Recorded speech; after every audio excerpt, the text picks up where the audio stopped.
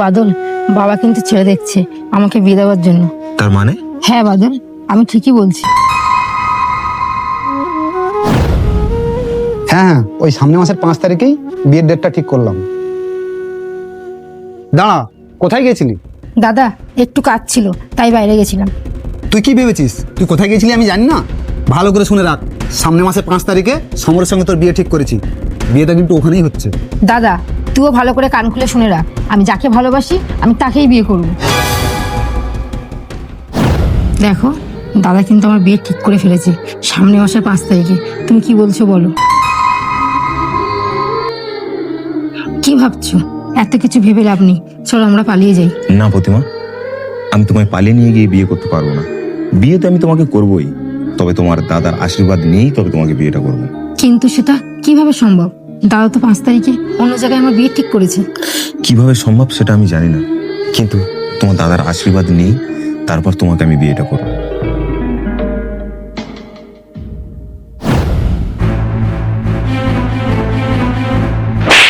তুই ভালো করে জানিস সামনের মাসের 5 তারিখে তোর বিয়ে ঠিক করেছি। জানার সত্ত্বেও তুই ওই ছেলেটার সঙ্গে দেখা করতে গেছিলি।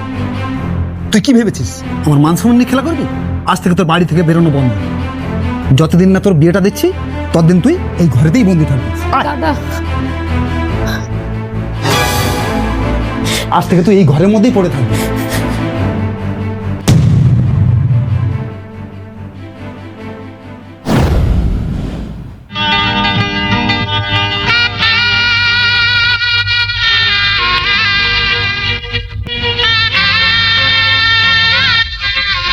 প্রতিমা, প্রতিমা, দরজা খোল।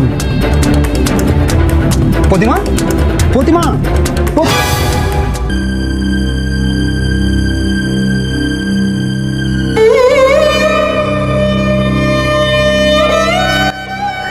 এসব তুই কি করলি বোন? এসব তুই কি করলি? ভালোবাসার জন্য নিজের জীবনটাকে শেষ করে দিলি।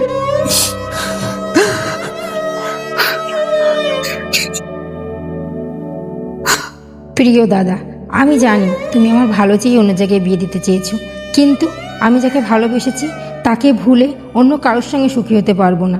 তোমার সিদ্ধান্তের জন্য আমার স্বপ্নগুলো ভেঙে গেছে। তোমাকে দোষ দিচ্ছি না, শুধু একটা কথা বলবো, কাউকে তার মনের মানুষের থেকে আলাদা করার আগে তার কষ্টটা একবার বোঝার চেষ্টা করো। তুমি ভালো থেকো, তোমার প্রতি আমার ভালোবাসা ও শ্রদ্ধা সব সময় থাকবে। ইতি, তোমার বোন। বোন।